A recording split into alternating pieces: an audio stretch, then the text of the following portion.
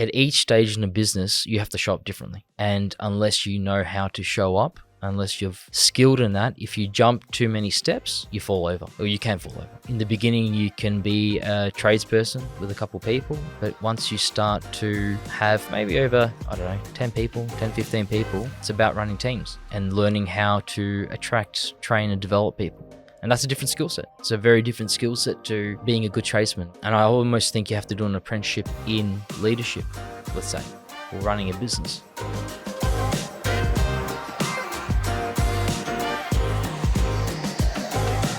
Welcome to the Site to Studio podcast. I'm here with Amadeus Schipperheyn from Pazzi Marble, director of Pazzi Marble.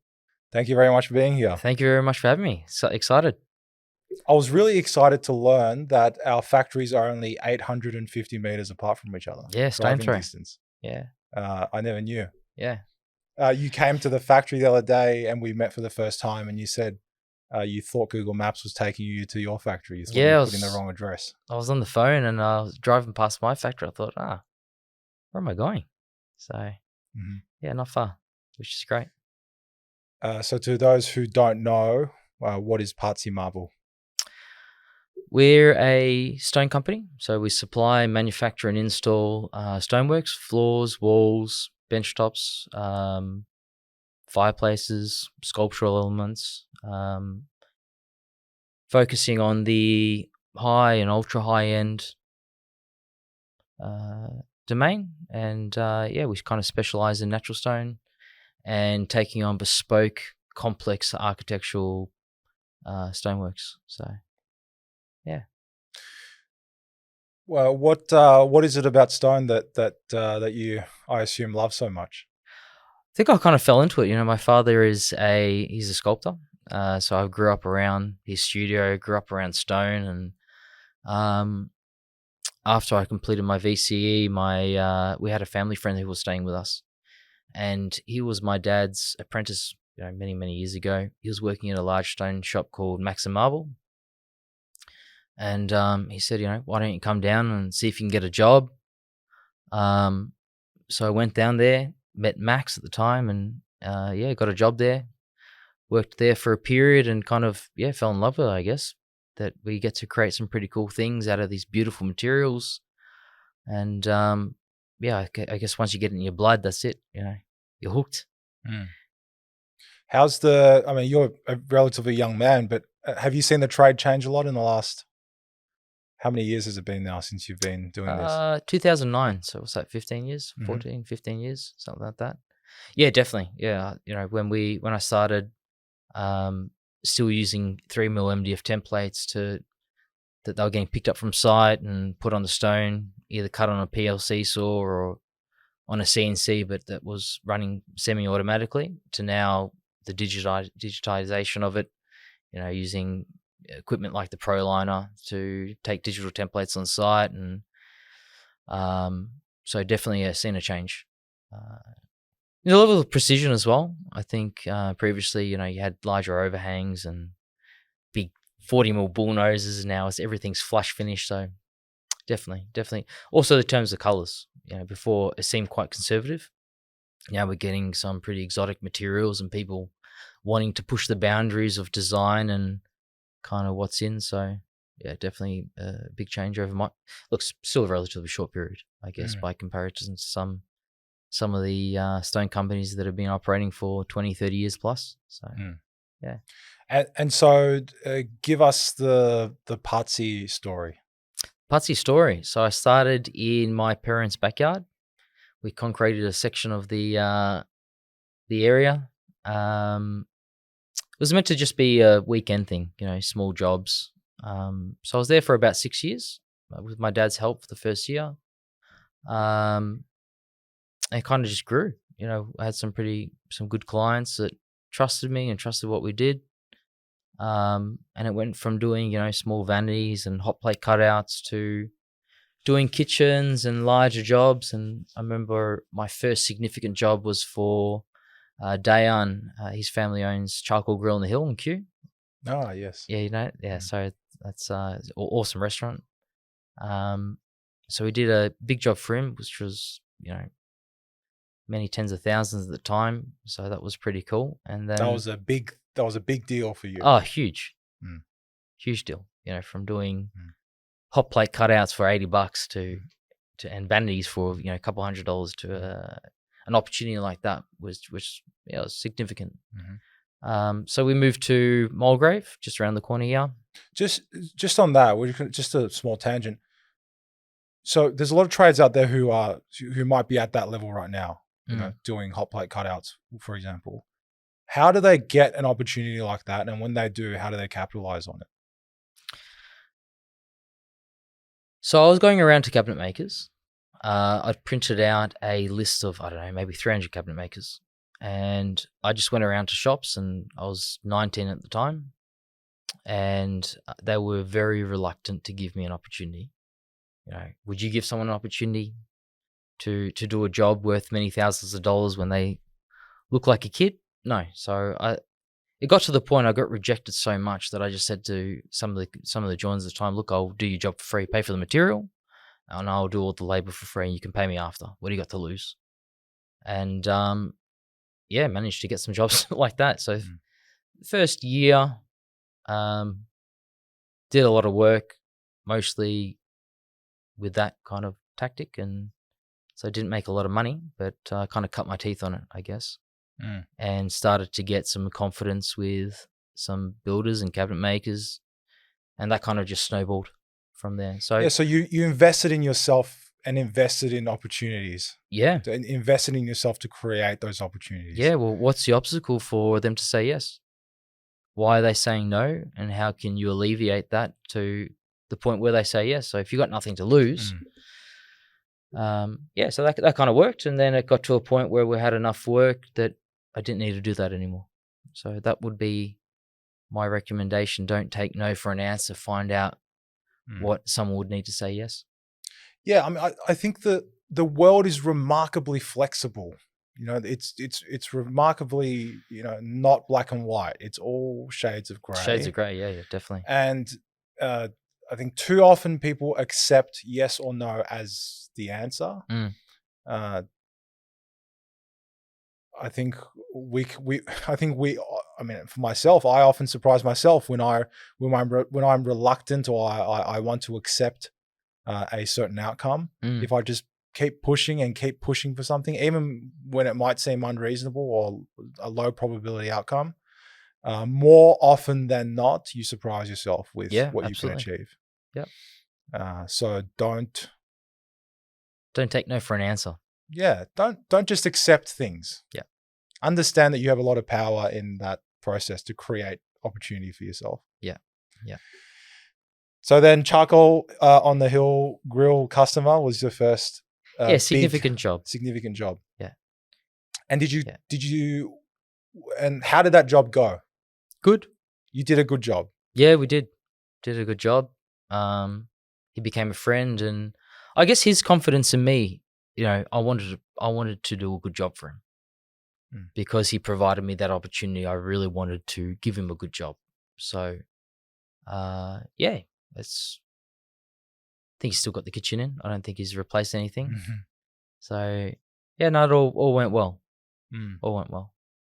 And I think you also, especially if you're working, I know to a lot of people, like to yourself, if some 18 or 19-year-old came in and they were super keen and they kept rocking up every day and they just wanted to work and they just wouldn't go away, and you would think, who the fuck does this kid think he is? And you'd give him a job. Yeah, right? I think so. You know what I mean? It's like, I think for people who have done it, I'm not saying like you and I have done it, but like, especially when you're working for really, really, really, people who have done really well in business, for example, I think that really resonates with them. Absolutely. There's almost a sense of nostalgia there for them, for a lot of them. I mean, to be self-made, you have to have had an opportunity from someone at some stage.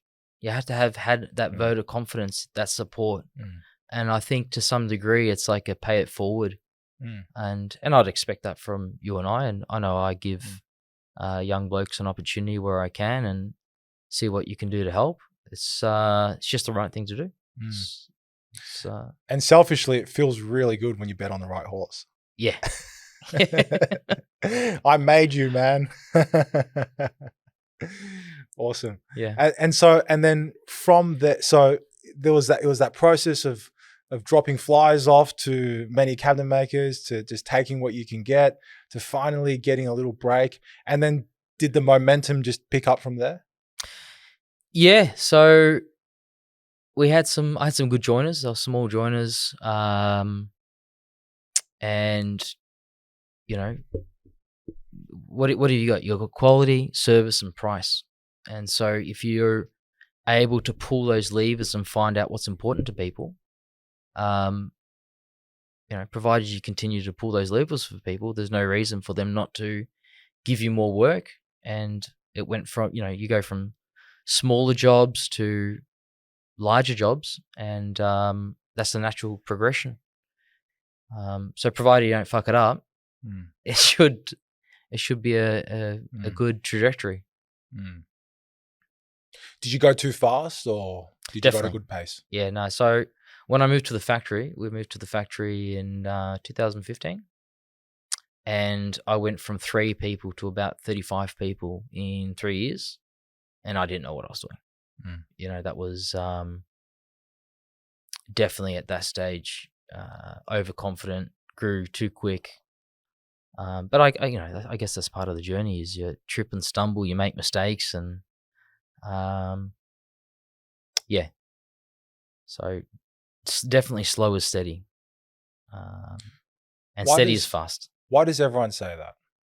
Why? I'd say probably one of the most common pieces of advice that people give to me. Like, I love asking people, hey, what should I do? This is where I'm at. What should I do? Yeah. They all say, just take your time. Don't rush. Don't whatever.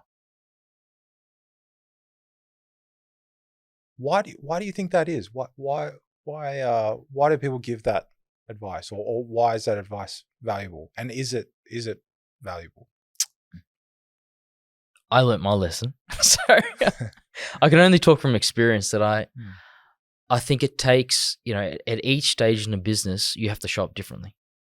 And unless you know how to show up, unless you've skilled in that, if you jump too many steps, you fall over, or you can fall over. And, in the beginning, you can be a tradesperson with a couple people.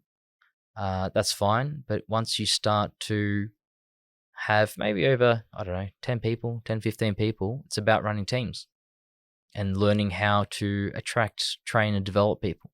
And that's a different skill set. It's a very different skill set to being a good tradesman or a good joiner, for instance. So, and I almost think you have to do an apprenticeship in leadership, let's say, or running a business. So if you, for instance, you start off with your joinery apprenticeship and you're doing fairly simple tasks, if you then jump to going out on site by yourself to install a kitchen, there's a good chance you're going to fail. So it's the same thing, I think, with business.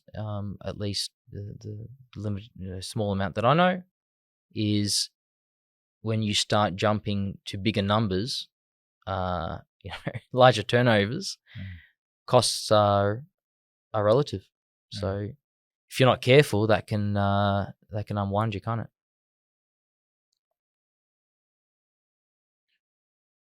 That answer your question? Yeah. No, I mean, it makes sense. It makes all the sense. But like, I know for me, there's just like this sick part inside of you that you just like, you want that thrill. For sure. You just,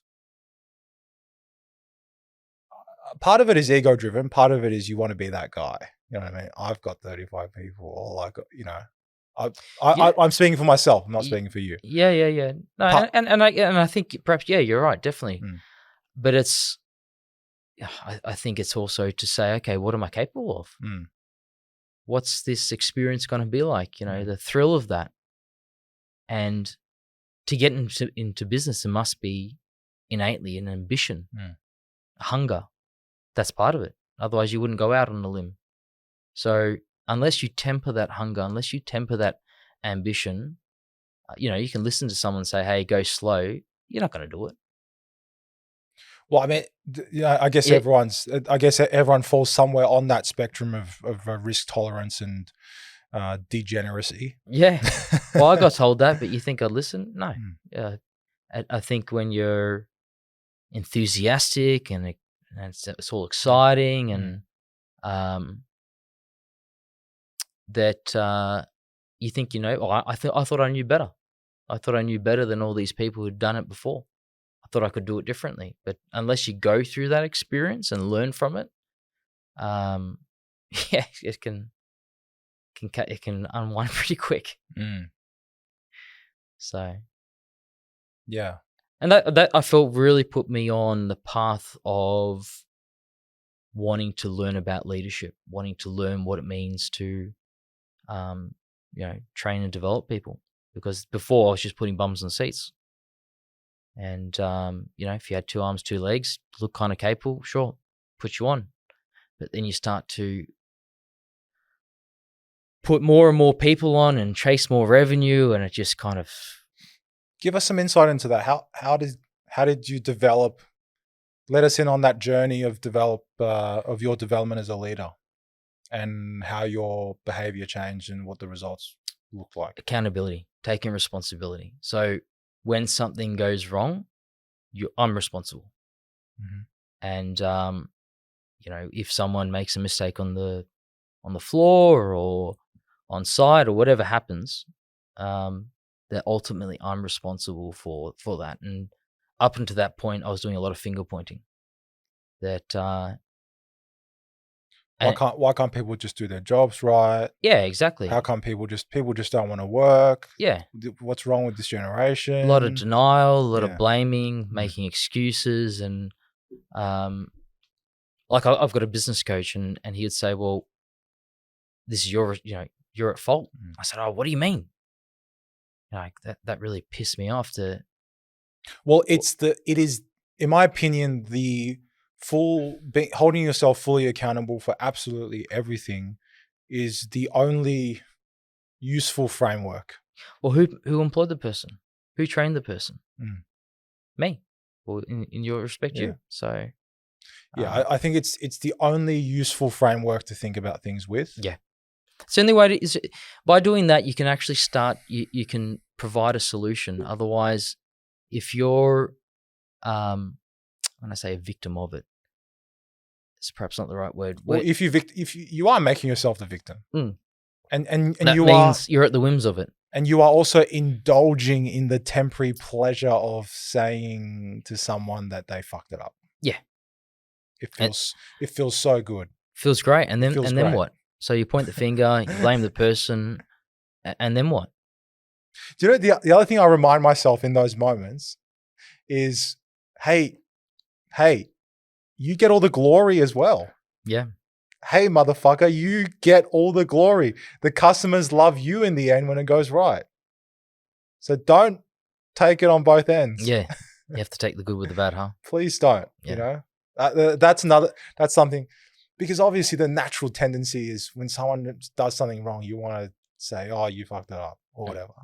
But and this is one of the most difficult things that I've been toying with is the idea of leading through praise as opposed to punishment. In the interest of aligned interest and sort of delivering the right medication for the issue, like Australian children are raised in that framework. It's all praise. It's all, you're the best. It's all, I mean, many kids are obviously, not all. Sure. But many kids are raised in that framework of, you're the best, you can do it. Like it's all encouragement. So encouragement, I think, is important. But a little encouragement goes a long way. But I think it's really hard to lead only or through as the main mechanism as praise and encouragement. Sure. Like, because sometimes, let's say someone does something wrong. I mean, what do you do? Like, obviously you tell them that they did something wrong, but I think even that is not the most productive way of weeding that sort of behavior out. The most productive way, in my opinion, is you just over-index on praising every good thing that everyone does. Sure, but unless someone tells me, "Hey, you're doing this wrong," I'll continue on that.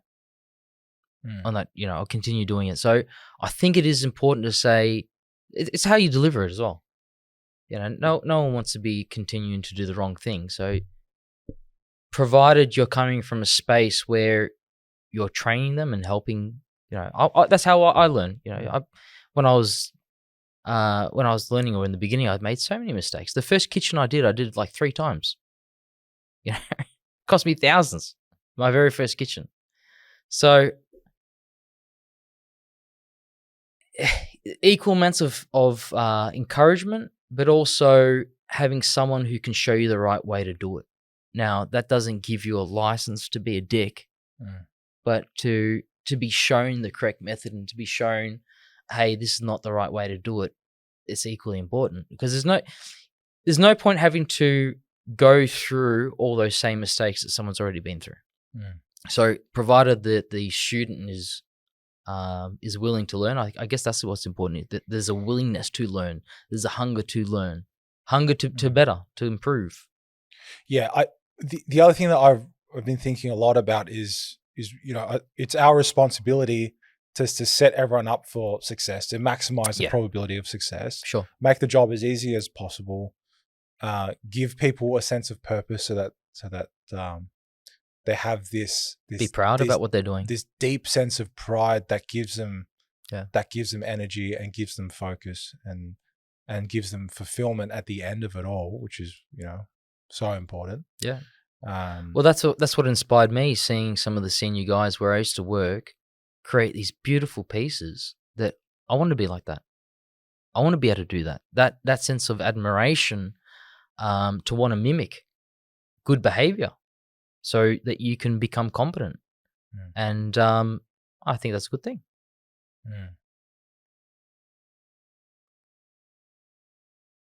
Do you find that people struggle with the time scale of how long it takes to become a good tradesman? Do I find people struggle with the time frame?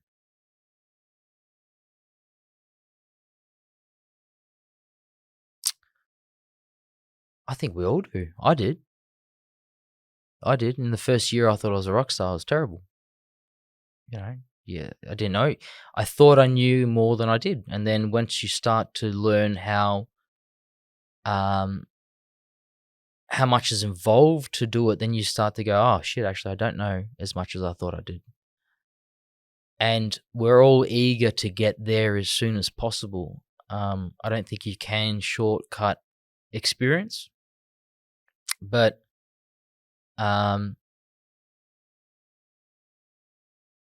I think that's a human condition. I don't think that's something to do with the times. I mean, it's only some people, back in my day and it was different. I don't know about that. I think why speak on that? Why do you think there may be less validity to that than people generally think? Because when you've got the knowledge experience, you look back at your journey, and I think we kind of, at least I do. I forget what it took to get there. I forget how much time and how many mistakes that. Tell me, I'm jumping topics, but Sure. what the feeling, like when you think about the journey, Sure. what's the feeling? Like what's that feeling in your heart when you think about the journey? Blood, sweat, and tears. Okay. Yeah, a lot of hours, a lot of work. But what's the feeling? What's the emotion that comes to heart?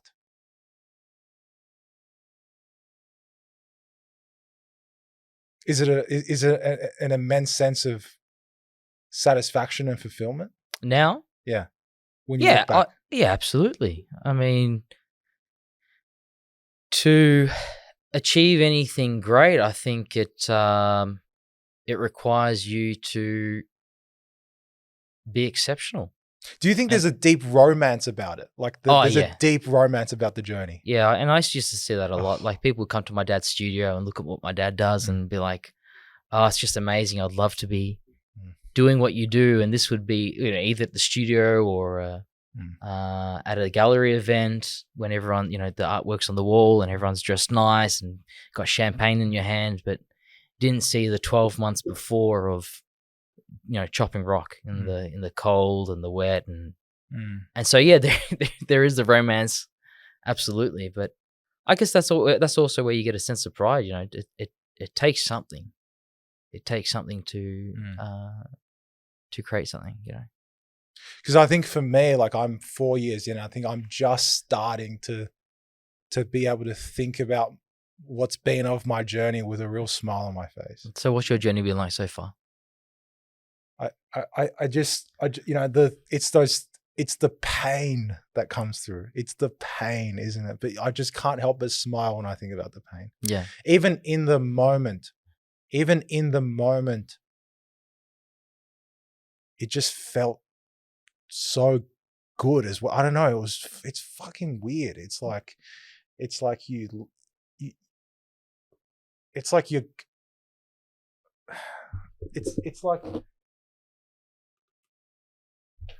I don't know how to explain it. Yeah. It's a weird thing. It's like you're going through this process. Like there's this one time where we were installing a job in Collingwood, and it was like a week before Christmas.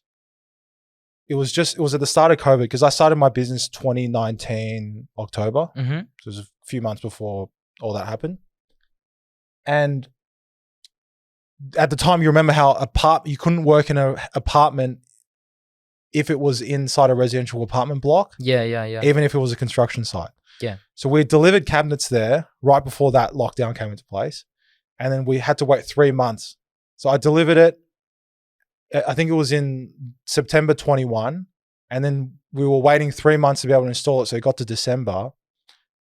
And then I couldn't get an installer. I don't have a trade background. That's the other thing about me is I don't have a trade background. Sure.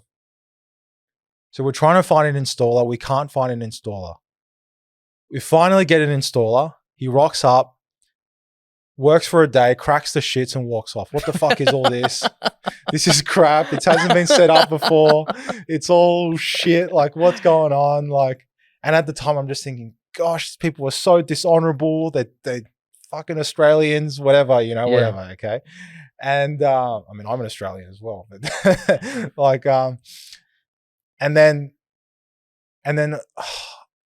he walked off, and I just remember it was like a hot summer night, and it's like 11 o'clock at night. I'm in that apartment, and I've just got all this crap on the floor, you know, cabinets half installed, and I'm just like, I don't know what the fuck I'm going to do.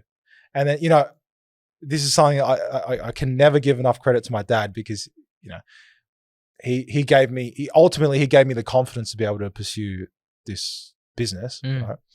And, you know, and he had come that night to help me look at it, and he was consoling me. He's like, you know, it's not too bad. You know, it's all, it's at least there's some stuff been done, whatever.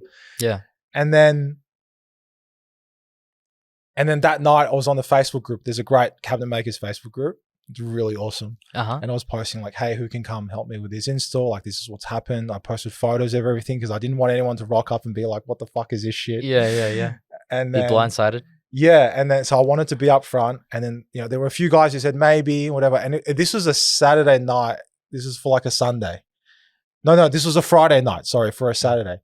And then these two guys finally said, yes, okay, we can come help you for a couple of days. And I'm like, okay, great. This is maybe 11 o'clock at night. Yeah, this is when I was on site. I was on Facebook. And then at 5 a.m. the next morning, they say, oh, sorry, we can't make it. Oh, jeez. Right. And so then nothing got done over that weekend. And then I'm just scrambling. I don't know what to do. And then I just remember the next day, that Saturday afternoon, it was in Collingwood. I was parked. I think it was on Oxford Street or Wellington Street. I want one of those ones. And I just sat in the car and I just started crying. I was just like, what the fuck do I do? Like, I don't know what the hell to do. We've all been there. It was a really important customer. Yeah. You don't want to do the wrong thing. You want to do the right thing. Yeah. Every fiber of you. Every fiber of your existence wants to do the right thing. Yeah. Right? Because you don't want to be embarrassed, because you're principled, or because of your values, or because you want to get paid, or whatever. All those things. All those things, yeah. And and now I can only I just feel that like an immense amount of gratitude and happy, like I just can't stop smiling when I think about it. Yeah. Like I just think it's like that's what the journey is about. And what was your takeaway? Because you managed to get through it. You managed to get the job done. Just keep moving forward. I mean, I think the takeaway of the last 4 years is just keep moving. Just don't stop. Yep. Just keep moving. Just nothing is as good or as bad as it first seems. And that situation, you got through it. I'm sure the customer was happy. You got paid. Yeah. You just keep moving forward. You being able to outlast people who would otherwise have given up is a great strategy. And to be quite frank, to just tone down the romance a fuckload, it's pretty easy in this country because people give up pretty easily. Sure. So yeah. I just think and that's why I asked you what's the feeling for you about the journey, because we've got this word in Italian. It's called grinta, which is, I guess, grinta. It's like grit, determination, perseverance. Like you got a heavy load on your back and you got to walk up a hill, and you're hot, and sweaty. You're sweaty. Everything's telling you to stop. Turn around, go back, but you still push forward. And that's what it takes. That's what it takes.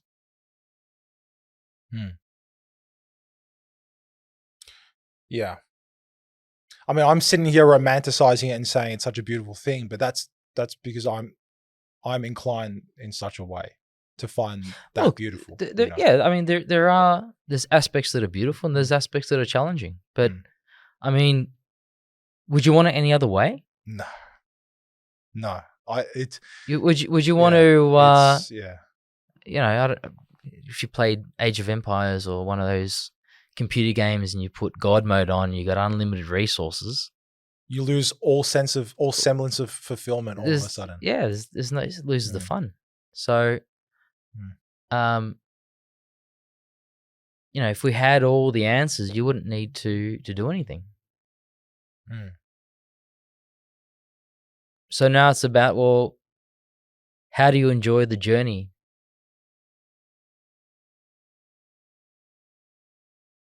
How do you be in traffic and enjoy being in traffic?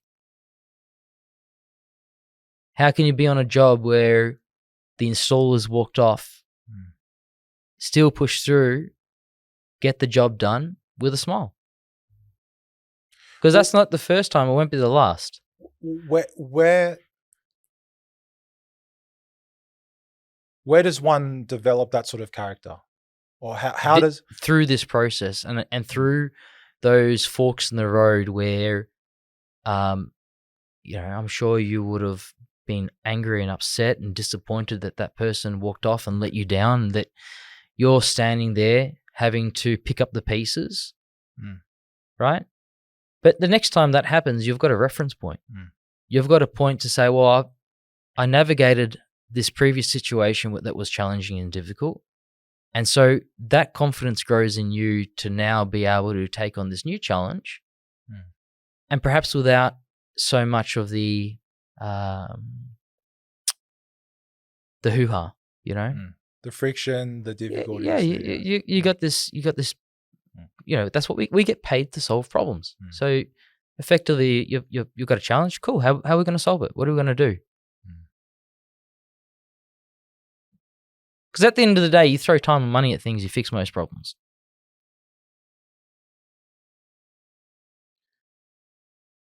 In many ways, we're quite lucky that what we do on the scale of things that man has done through history is remarkably straightforward. Yeah. Yeah, it's not rocket science what we do. No.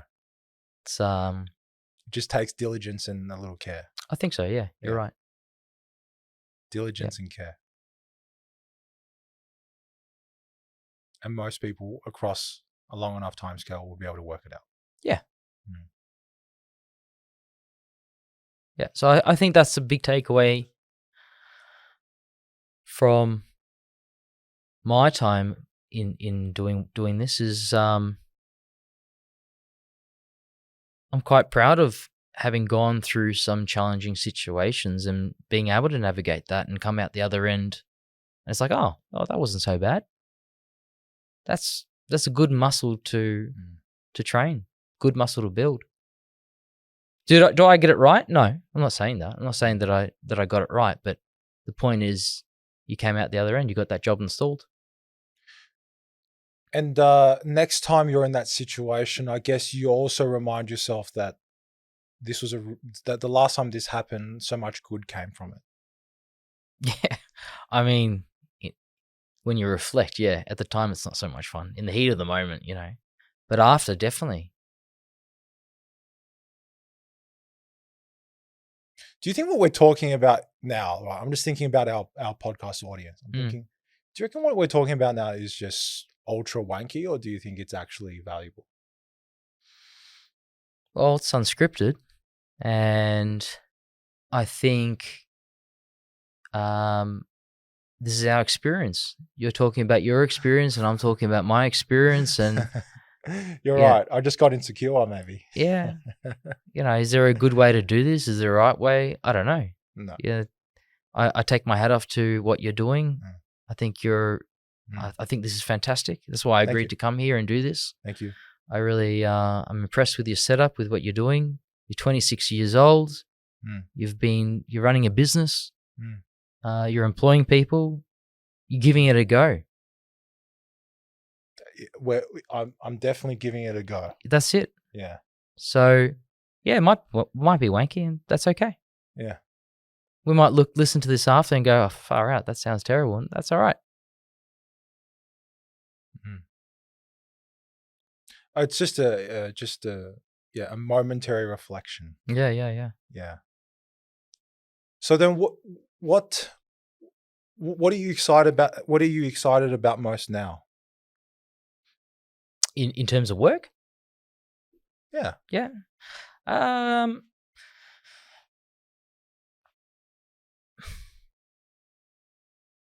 I've got a vision to transform Melbourne with, stone is, I think it's a great medium. It lasts and stands the test of time. It's proven. Coming from an artistic home, I'm really proud about what my dad does. It's what I've known.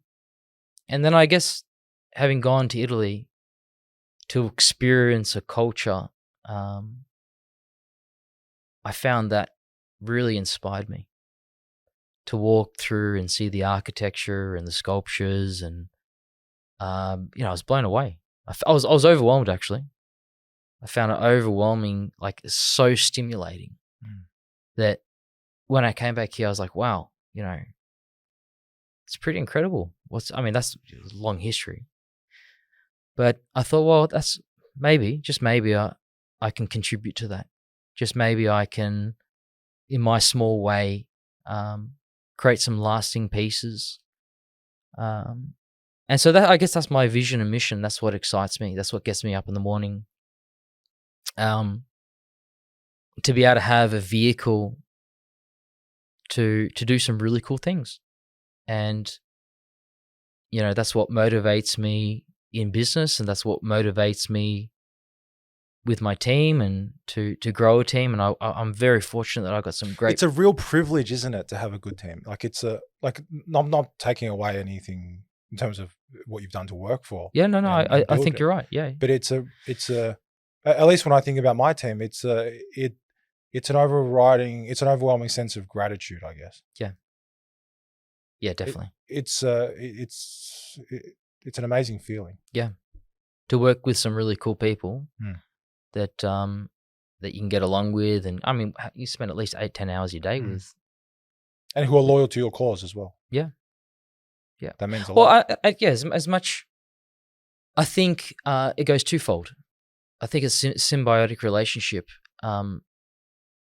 you also have to see, you stand for something, and you attract people that feel aligned with what you do, and they can contribute something to it, but also get something back. And I think that's really cool to, as part of our jobs, to see what we can do, what the business can do to help amplify them and for them to realize their goals, and vice versa, because it's only through the individual success in the company that the company succeeds as a whole. And so that's something that's really front and center for me is, I want to succeed. I want the company to succeed. And I recognize that will only happen by people feeling empowered and growing, and, the top talent have to feel like they can fit their vision within your vision. Yeah. Yep. Yeah.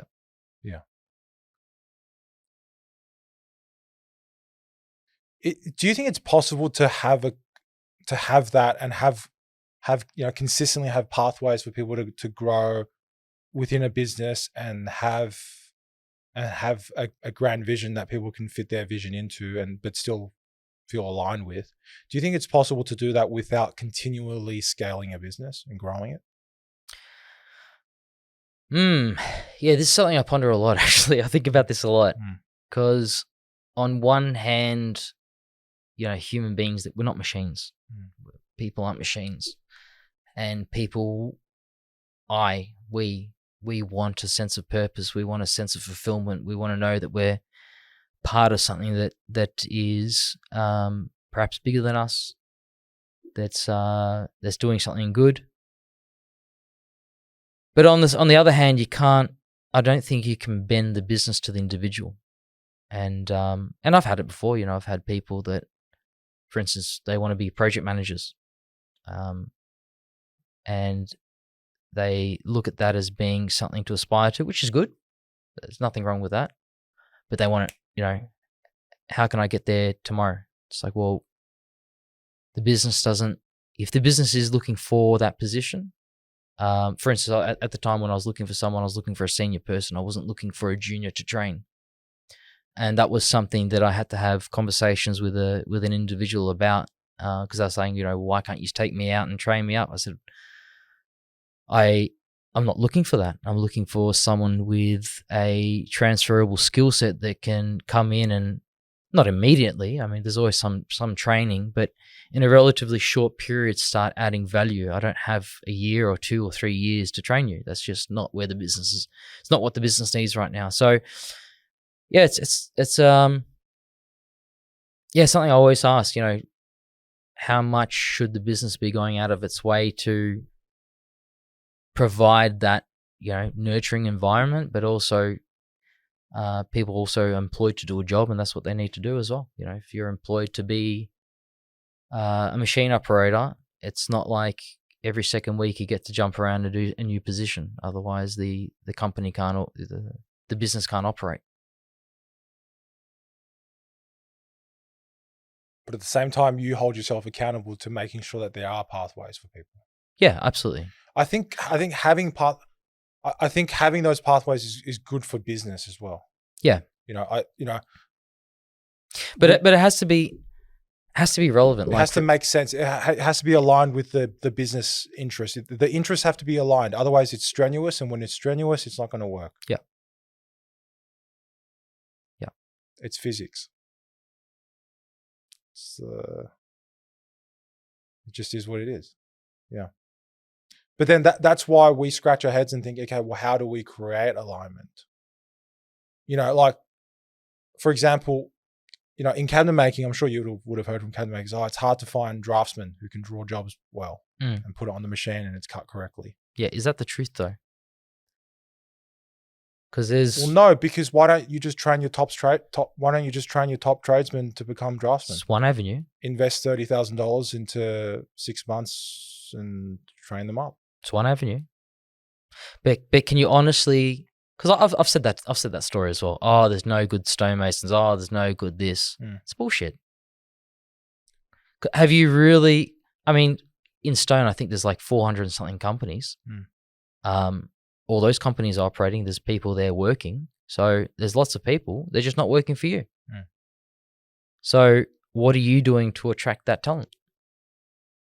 Are you really, are you speaking to a couple suppliers? Are you speaking to some friends? Are you putting an ad up on Seek and you think, oh, I've done everything that I can do to look for people? Because I don't think that's, that's not very comprehensive.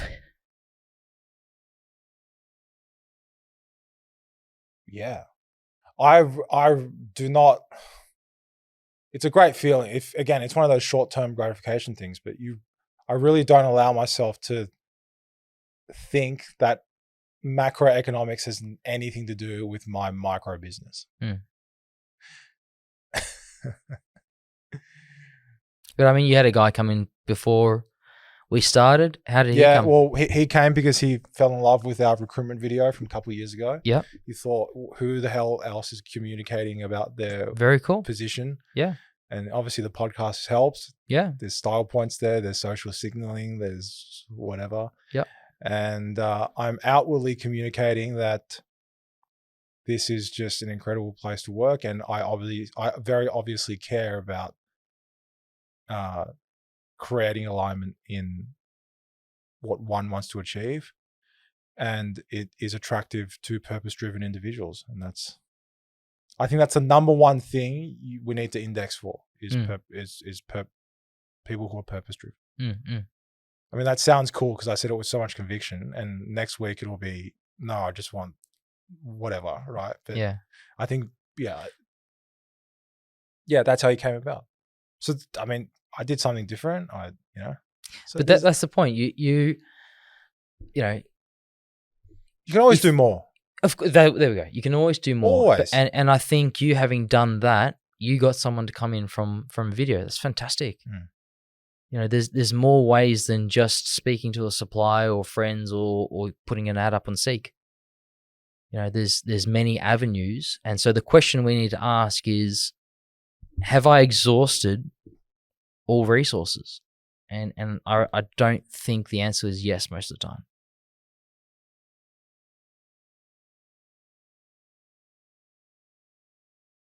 The thing is,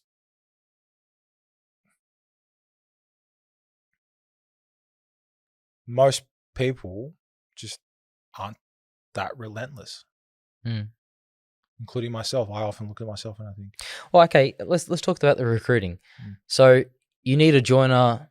Let's say next week you go, oh, shit, we've got this really big job on. I'm going to need a joiner and a laborer. Do you then just go and put an ad up and try to look for someone? Because if you're doing that to me is kind of like, oh shit, I need sales for next week. I better go find a client. It's too late. With sales, you're constantly doing sales all year round, 365, and the same strategy should be applied for recruitment. Yes, recruiting. Yes. I put between 6 to 8 job ads up every month, and even for positions I don't need, always speaking to people. Always speaking to people. And I think through that, you start to build a network. You start to, someone might not be happy with a job today. It doesn't mean that you necessarily need that person, but at least you can. I mean, one of the tradesmen that started working here 4 months ago, I've been talking to for 3 years. There we go. So it took 3 years. Yeah. It's awesome. You can always do more, I think, with the recruiting thing, yes, you have to, the reason, if we want to break it down to economics, there's a massive, relative to the demand, there's an undersupply of labor in the market. So if you are in the business of acquiring the best talent, provided that your systems and your processes and your operational efficiency in general is standard, average, if you can acquire the best talent, then you will make more money. Like, it's just the physics of the situation. Yeah. Like, when there's a massive undersupply of labor, it's not a matter of efficiency, it's a matter of productive capacity. So if you put yourself in the business of recruiting all the time, then you will be in a better position to succeed. For sure. I think you have, if you've got a longer period of time to be speaking to people, you can at least have a short list of individuals that you'll call that could be appropriate for the position that you're trying to fill. So that's why my latest buzzword has been purpose. What does that mean for you? Well, in the context of hiring, firstly, everyone is saying people want more money or flexibility, or they want to work 4 days a week, or they want a car or whatever. I don't think those things. I think those things are too played out, too worn out, too drawn out. And the people who are really driven by those things may not be the best candidates for your business. May not be. I don't think money is a good. Look, at the end of the day, we've got to put food on the table. Everyone does. Got kids. You got house. To be honest, I think money for our trades and our businesses and the kind of money that people make, I think is incredibly important, because it's still within that range where an extra $3 an hour has a big effect on someone's quality of life. Yeah, no, look, yeah. There's the industry, right? And I think if you're above that, but that can't be the strategy, because everyone's trying to do that. Sure, but there's a ceiling. I mean, there's a ceiling. You only get paid so much to knock up a cabinet and to install it. So there is a ceiling to what you can charge, subsequently what you can pay. Yeah, so I obviously money's not everything, but it's important. Yeah. I guess, what is your unique proposition to people? What are you doing as a business differently?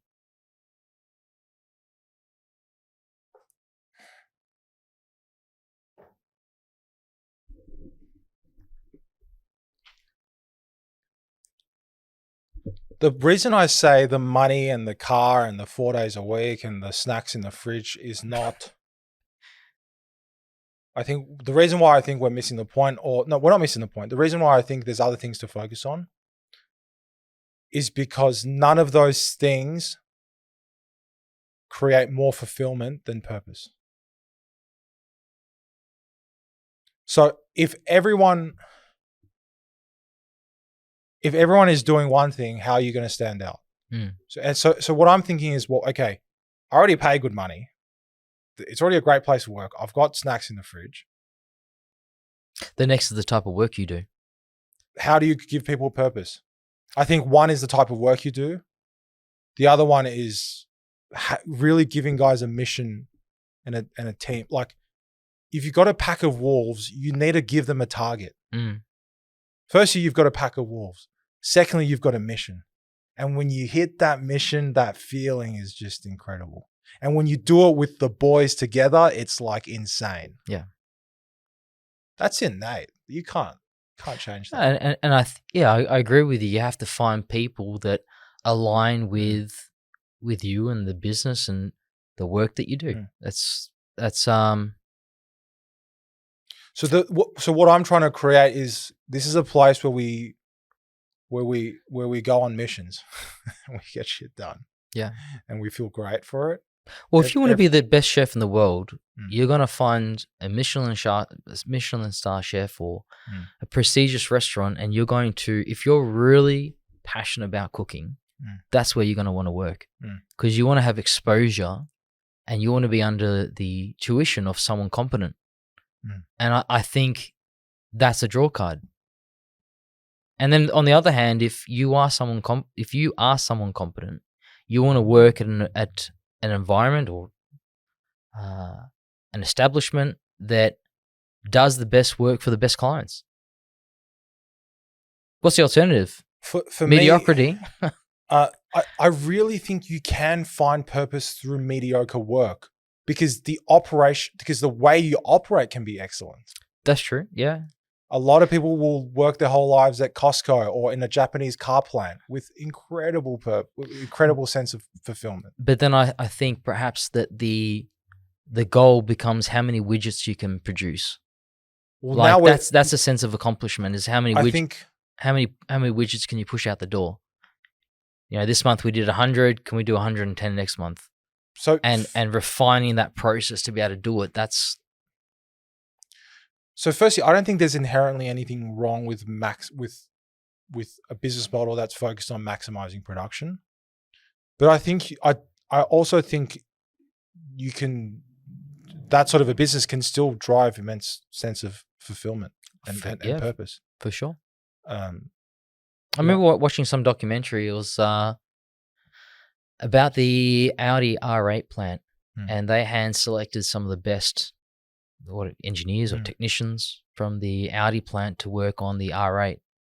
And you know, the guys there were incredibly proud. They wore white gloves and are clean and pressed, and they were obviously really passionate about producing this incredible car. And I think, well, that's good. You know, they're getting a sense of pride. Look, that's an easy way to give people a sense of pride. If you're doing the best work, that's like an easy way to create that. But that's not for everyone. It's not for everyone. And that's why I'm saying, for me, this specific tactic is like, there's many ways, but I think the goal is, for me, is like, how do you give guys purpose? Well, what's your goal here? Do you want to maximize production to push widgets out the door, or do you want to create handcrafted bespoke joinery? We want to be the best all-round service offering. We're not going to be the best artisans around. We are not. And, you know, the leader is not an artisan. I do not have a trade-based background. Who the fuck am I here? I'm going to go around saying, I'm not saying it can't be done. But you don't have to. I know. And that's what I'm saying. I know it can't. And I'm not. But I don't want to fight an uphill battle. Like, I don't want to expend resources where I don't have to. What do you mean by that? I didn't understand. I want to, like, if I'm built the way I am, I could be a jockey and win the Melbourne Cup, but it's like, it's not gonna. It's a bit unlikely. Like, it's more unlikely, right? It's like I don't think the pragmatic approach is to market ourselves as the absolute best top end, you know, like crazy ultra high end, as you said, ultra high end. Like, that's not how I want to be. The best all round offering, because like working somewhere, like how we said, pay isn't everything. It's the same way with high end joinery. The quality isn't everything. So, are you clear about your target market? Are you clear about your product offering? Yeah. When you say you're all rounder, like no, I want to have help me understand. I want to have the best all round offering in the mid to high end market. Okay, cool. So I want to be the best guy to deal with. I want to be the most honorable. I want to be the most fair. I want to be on average with, you know, the best timeframes and the most consistent outcomes. Sure. I want to help the builder. So this is. I've got three people who I represent. One's the builder, one's the architect, and one's the end home owner. Yeah. The builder, I'm trying to make look good. I want to represent them professionally, and I want to make them look good in front of the customer. And I have to deliver them a product on a good time frame. They're the two things that builders care about. Yeah. For the architect, I want to make them feel safe and secure, that I'm not going to fuck their baby up, that I'm not going to misunderstand their design intent, because they have no control over how the brick is laid per se. So they're fearful of that, or they are naturally worried about that. So we want to make them feel at ease. So we're going to have the brand. You're going to look at the Plot brand and you're not going to feel like they're going to mess that up, right? So we've created a sense of security. And then again, through the brand and how we operate and how we carry about ourselves, how we look, how we talk on site, we give the homeowner a sense of exclusivity. This is something exclusive. We're dealing with professionals. This is something that you can't just, you know, it's not just about money. You've had to go book these guys in. You've had to go through the process, and you've had to put in some work to get the result. So there's a sense of exclusivity. So they're the three stakeholders that we communicate to in sort of how we brand ourselves and how we operate. So do you do mostly with builders or architects? Builders. Okay. Builders. So that's 100% of your No. So you're B2B? Yes, B2B. Yeah. We don't deal with customers directly a lot. Okay. Yeah, so we want to be the best all-round company because I'm not overly romantic about quality. I mean, I say that, but like the stuff we do is pretty incredible. Yeah, I saw the stuff in your shop. Like we do some pretty Looks good great. stuff. Yeah. But you'll never hear me say, "Oh, I'm a perfectionist." Like, perfectionism just reeks of insecurity. Right? That's not. We're not insecure about our work. Yeah. We're there we're there to represent our customer and get them a good result. That's what we're in the business of. We're not the cranky artisan who's there for the to get just to get a particular outcome for the sake of the outcome. Like there has to be a purpose behind the outcome. There has to be a reason why we're trying to get to that outcome. So for me, I see a much more as a commercial venture and creating commercial success by partnering with our customers than building the best furniture or cabinets or whatever. That's just happens to be the vehicle through which we're satisfying the customer's needs. Yeah, gotcha. I mean, I say that, but I am pretty romantic about the product as well. Like I do love the product. So it's hard to, but the way that I frame it in my mind is we are here to solve a problem for the builder. We've got to represent him or her well. We've got to represent them well. We have to give them a product on time. And we have to be honorable in our dealings. I mean, just being honorable is like, you're a winner in this market. That's it. Like, just don't ever say, "Oh, I didn't allow for that," when you clearly should have allowed for it. Like, don't even say it. Like, don't even tell them. Like, just shut up. Just swallow it. Just be quiet. Yeah. Right? Don't try to weasel. Don't do Weasley shit. Don't try to whatever. Just be straightforward and honorable. And it's just that alone is like, and be keen and don't think you're too good to work for the builder. I'm too good to work for the builder. I'm Plot Joinery. I'm whatever. No, I work for the builder. He's the boss. He tells me to do something, I'm going to do it. Within reason, I'm going to do it.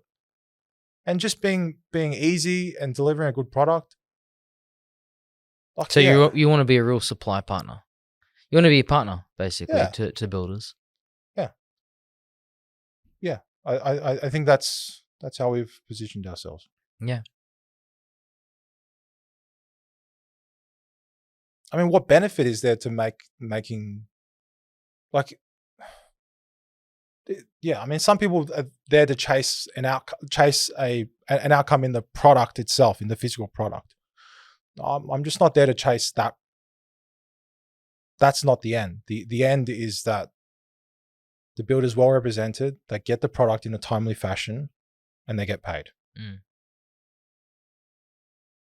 And naturally, well, to create that, then flowing down from there, the next order might be, well, we better create a really good product. It better last 20 years. It better last 50 years. Yeah, because look, at the end of the day, if you sell yourself but don't deliver, it's not going to last very long. Early on in your business, did you feel like you were doing that? What's that? Selling yourself but not delivering?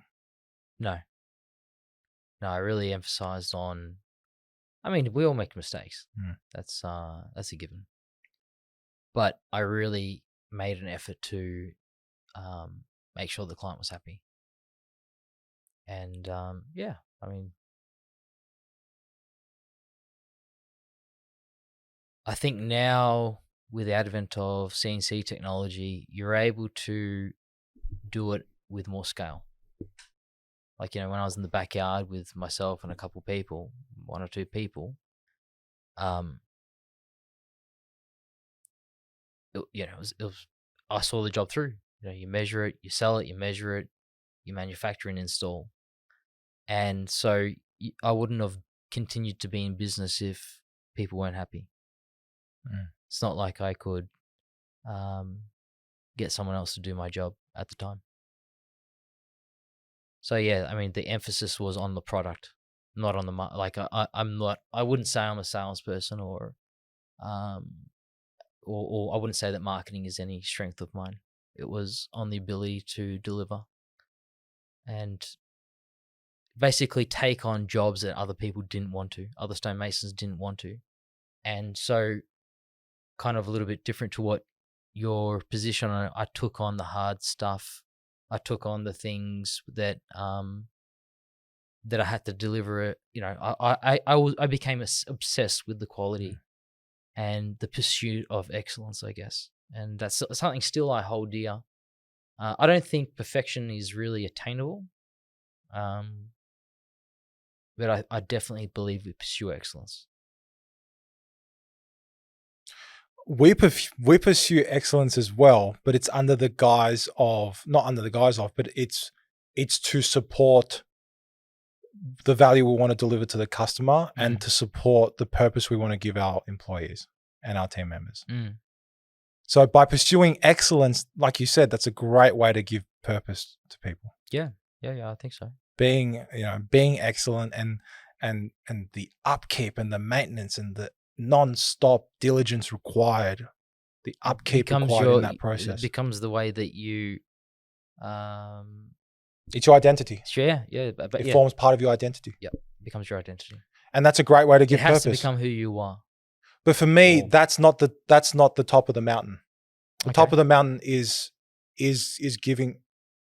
The top of the mountain this week on this episode, you know, I change my mind all the time, but I'm being honest, is to give guys purpose, and down from that summit, the next little peak down, but it might be excellence. So, and then I asked myself, well, you know, is it really your job to give people purpose, or is it my job? Is it our job, my job to say, this is what I stand for, and if you like it and you're aligned to it and you gravitate to it, you can be part of it. Well, what I'm saying is, if you want to, because that's I think the space that I want to come from is, this is what I stand for, right or wrong, and if you feel natural alignment, be part of it. Be part of the journey. Okay, but I want to craft my organization to have the greatest probability of attracting the most purpose-driven people and helping them develop that purpose and to retain and to develop that purpose further. So it's not like I'm changing my identity for you, or like, you know, I think it's maximizing on the probability of success. Sure. But to me, it's like, okay, if you follow soccer or football, it's not like, so the players who play for a team in soccer, they love soccer. That's why they play it. And the people that go to watch soccer love soccer. And so there's a natural alignment there. There's nothing forced. And I think it should be the same thing, that you stand for something, you do something. Yes, but the team that they can choose which team to play for. Sorry, I don't know enough about sports teams to say it, but like, assuming that the teams are different, right? In terms of, you know, it might be a winning team, the culture or whatever. It might be a winning team where you can go to win. It might be a losing team where you can go to change the history of the team or whatever. But I think I don't think there's anything, but I think it's a good strategy to shape your business to be in a position to attract those people. I don't think there's anything. But what more can you do than be you? What more can you do? Okay. Well, do you know what I mean? It's like, you can be thoughtful. You can, for example, you can be thoughtful about what the interests of those people you want to attract, or who may be attracted to you. Let me reframe it. What the interests of those who may be attracted to you are, and how do you maximize on delivering against their interests whilst aligning with yours, or using their interests to amplify yours. Well, there's got, it's capitalism. The common goal. What is a common goal? So you're saying that you want to serve builders. Okay, well, just by having the awareness of what their interests are, you have clarity around what you should be focusing on. Sure. What part of your identity you should be focusing on, or what part of your identity you should be, trying to over-index on, or what part you should try to not suppress, but or whatever, just suppress, for example. Like this idea of just be yourself I don't subscribe to that. No. Be yourself, be authentic, but be aware. Be aware of, because if you just be yourself, I am myself, well, what are your interests? Like knowing what your interests are in itself is awareness. And so I don't think it's just be yourself, like that's like, in school, like we both grew up here, you just be yourself, like just, do what makes you happy, whatever, but what makes you happy?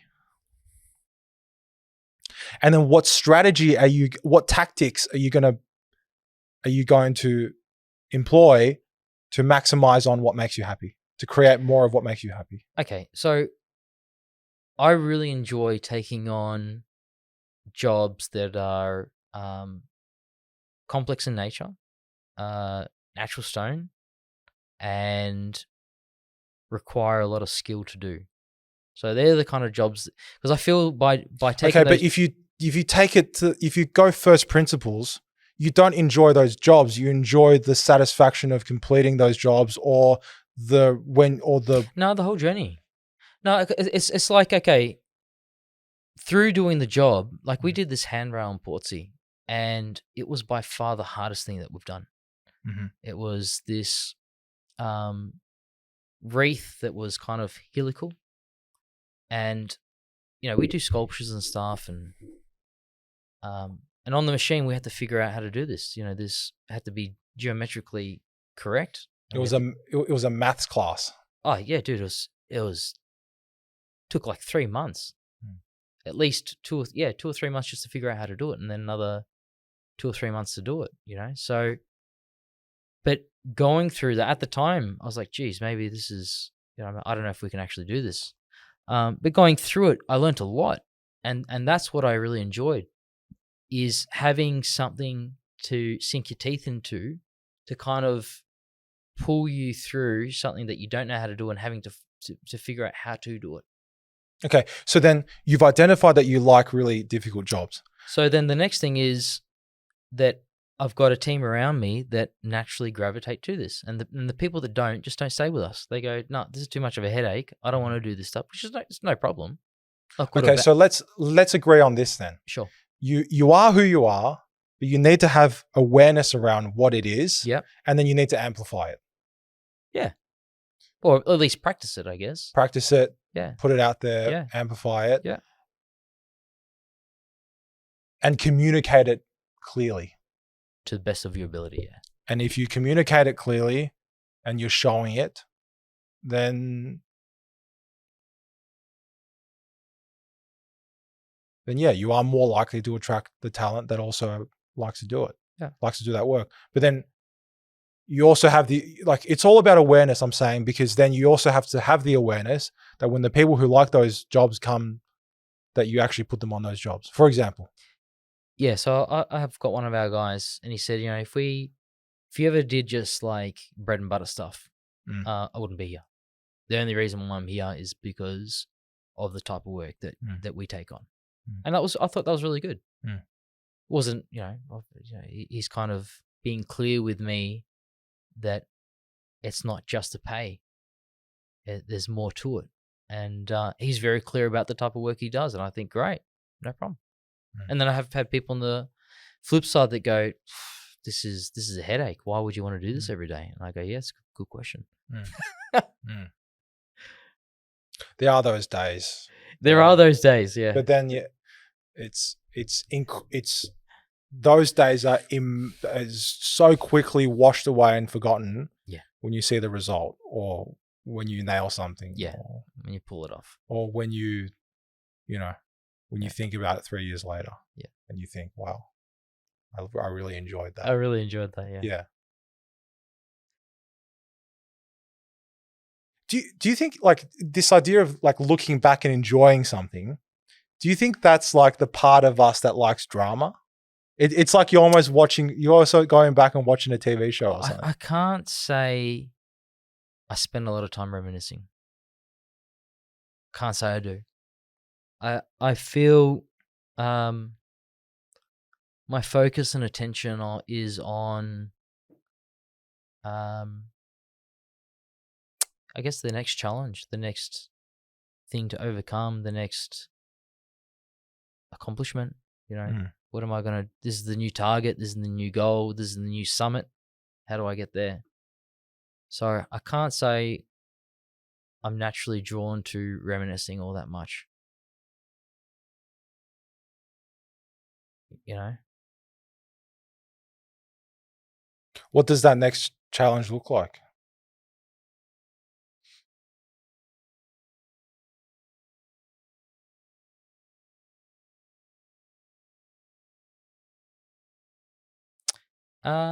What does that next challenge look like? For the most part, at the moment, just consolidating. Are you very comfortable? Are you in a comfortable position right now? Are you comfortable? Yeah. Look, going through COVID was challenging. There was enormous amount more work to do to manage what we were going through. I mean, I'm sure you're in the same boat. You know, only having 5 guys on a site, that made it really difficult to organize anything, get anything done. So having got through that, now I just kind of want to consolidate. Still seems to be a little bit of turbulence in the market. So yeah, next 12, 16 months, just maintain.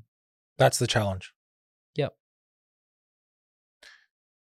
Do you fear complacency? Now that times are getting a little bit, I mean, I'm assuming times getting a little bit better than from in COVID. Are you scared of complacency? No. Are you scared that you'll get comfortable? No. Why? I don't think it's in my nature. Are you scared that your team will get comfortable? No.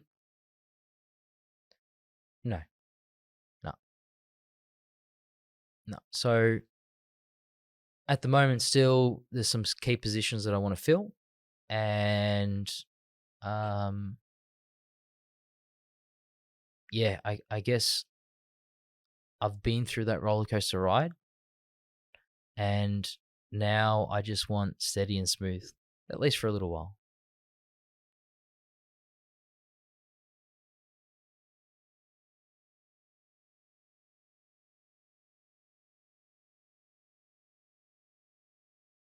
When are you going to scale next?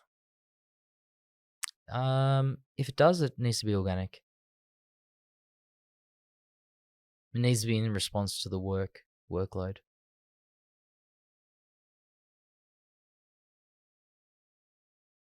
Do you want to talk to us about your father? Sure. Yeah. So I've heard the mythology of your father, who is an incredible artist who makes insane works of art. Yeah, thanks. Of marble, among other mediums. What tell us about him? Yeah, so he, he's my role model, my mentor. I really admire what my dad does. I'm very proud about what he does. He does some really cool stuff, or what I think is cool anyway. And yeah, he works in predominantly marble, but he's also done stuff in granite, in bronze. You know, he'll model something in clay and get it cast in the foundry. He's probably one of the few in Australia that does what he does, which is more sculptural, figurative. He got a government scholarship when he was in his early 20s to go to Italy, and he was there for, I don't know, overall he's probably lived there, come and gone, I don't know, 19, 20 years, something like that. He speaks fluent Italian. Dutch heritage, or his parents are Dutch. My mum's Italian. And yeah, he's always been someone that I really look up to, and again, he pursues excellence, I think, and I think that's kind of what's conditioned me. He's pretty busy. He's just putting this proposal forward for Teddy Roosevelt to do 3 over life-size sculptures of him. So I really hope that he gets that. For which, for is it for a state in the US or is it? I don't know where it's going. A person who is I don't know who the client is. But Teddy Roosevelt, he was the 26th US president. He was really big into creating parklands, and so yeah, they want to do these 3 sculptures. So yeah, that would be really cool. And a couple of days ago, we had Lindsay Fox's son around. He wants my dad to do maybe a sculpture. So that's cool. Yeah, he's got plenty on. Mm. He's been able to make a livelihood out of being an artist, which is not too common in Australia. He's been very supportive, very supportive of me, very supportive of the business, and particularly in the beginning, and even now actually. But I've always felt confident to take on work because I had him to back me up in case there was something I didn't know. So yeah, that's him in a nutshell. Yeah, I feel I really resonate with that because I really feel the same way about your dad. Yeah, he's not a joiner either. He's more he has much more trade experience as a stonemason. Oh, really? So he got into joinery after stone? Yes. Okay, cool. He started his stone factory in 2004. Okay. I think, yeah. But just the confidence, you're growing up, and then my mum's always encouraging me. Anything that goes wrong, she's always saying, it's okay. It's a learning. It's a learning. Like it's a learning experience. Yeah. There's a beautiful Chinese saying that's losing out is winning. Yeah. So losing is winning. Losing is winning. And that's a mantra that really helped me as well. Yeah. Very cool. She would always say to me, losing out is winning. Losing out is winning. Be patient. Weirdly, she wasn't one of those women. She isn't one of those women who's extremely cautious or like maybe you shouldn't do it because it's not like because mums are like that. They're worried and but she's always been. She pushes you. Or at least encourages you. Yeah, or I mean, she expects that I'm bold in. It's fantastic. In how I carry. What a gift! What a blessing! Yeah. What a blessing! Yeah, I think so because by nature I'm not that courageous or bold or that, but that's not my nature. So I think I really owe it to them to have really given me an opportunity. Yeah, see, from my perspective, I see the opposite. I mean, you're doing this podcast, you're running a business. Yes, it takes a lot of courage and balls to do that. Yes, but I also don't want to conflate that with this degenerate risk-taking sort of part of me as well. It's because I think to start a business and to push that hard and to do like you're breaking rules and you're not like you're not doing everything by the book. You're just doing what it takes to get it done and to make it through. Right. So yeah, look, I guess that's all to say. Like I really resonate because it's the confidence that for me, and what you were saying, the confidence that your father gives you. Me knowing, like, even having him there at 11 o'clock that night in that room with me and telling me, look, it's not that bad. Okay. It's okay. Yeah. Like that. It's huge. That could have been the difference between me just saying, fuck this, I'm giving up. Yeah. And I've had many times. Yeah. Many times where, similar story. Yeah. That my parents have been I think there. Everyone's gone through it. Everyone. 100%. Yeah. 100%. And having your parents in your corner, far out. It's pretty powerful. Yeah. Yeah. Yeah. No, it's very special, isn't it?